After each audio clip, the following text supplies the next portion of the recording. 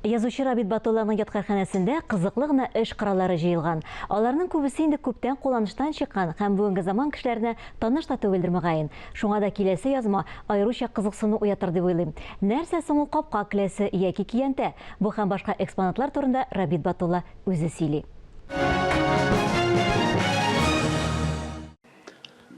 Исән саулармысыз, хөрмәтле тамашачылар. Менә без тагын Биектау төбәгенең Чыршы дигән авылдагы ядкарханәдә, ягъни музейда басып торабыз.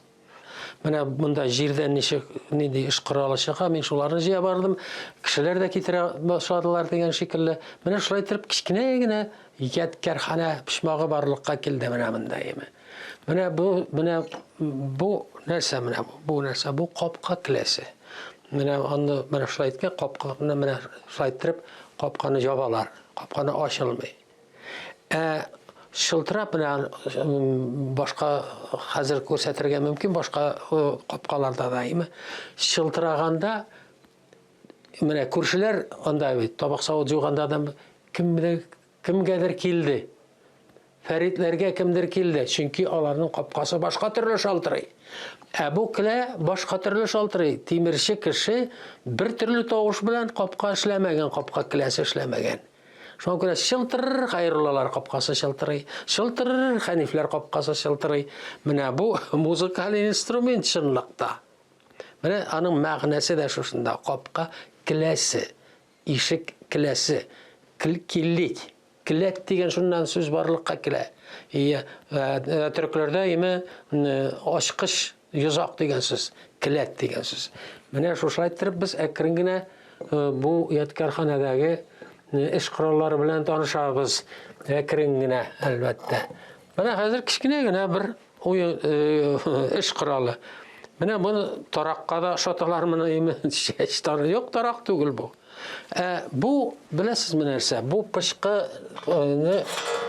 пычкыны үткеннәгәннән соң менә бу тешләре артык ни булса, җәенке булса, яки анда тар булса, менә шулай итеп кайралар. Кайралар да шулай итеп әкренләп ул пычкы шәбрәк кисә башлый. Менә шушындый, менә төрлечә инде. Менә монда, менә хәзер мин моны кайрам, ул монда калай. Хәзер теге якны да шулай кайрырга кирәк, тигез булсын, тигез жүрсен. Менә шулай итеп, бу пычкы бик матур, бик яхшы кисәргә тиеш, шулай итеп, караганнан соң, развод кайырган, развод кайыру дип тә әйтәләр инде кайсы чакта. Инде хәзер тагын бер нигә. Менә бу нәрсә? Бу киянтә, әлбәттә. Киянтә. Менә кызлар, әбиләр менә шулай итеп киянтә белән су ташыйлар монда. Ике чиләк асалар. Шишмәдән, җирак шишмәдән әбиләр, яшь киленчәкләр шушы киянтә белән су ап кайта торганнар иде. Ләкин менә тагын бер киянтә бар. Менә карагыз әле. Бу киянтә. Монсы да киянтә. Менә монсы да киянтә. Нинди киянтә? Моның белән су ап кайтып булмый инде, бик кыен. Нәрсә икән соң бу?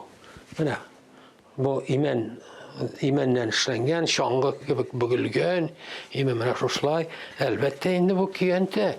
Ләкин аның баш-башына казлар, 5 каз, 4 каз менә монда тигез булсын өчен, бик каты салкыннарда, бәкедә, кул эше төрле салкыннарда казны җуып, ипләп кенә менә шулай итеп киянтә белән тау башына менеп китеп алып кайта торган балалар һәм каклап куя торган балалар. Каклаган каз ул бузылмый бер качанда. Мәсәлән, җәйкене мал суймыйлар бер вакытта да, нәрсә ашыйлар? Печән чабучылар, урман кизүчеләр ашарга кирәк. Каз, каклаган каз бузылмый ул. Аның шулпасы да тәмле була. Гаҗәп, аның бит тамагына тузанган була. Шулай итеп итсезлектән чыкканнар безнең бурынгы бабаларыбыз менә шушы киянтә белән каз ташый. Хәзергә хушча калыгыз, сау булыгыз, киләсе очрашуларга кадәр хушыгыз, дуслар.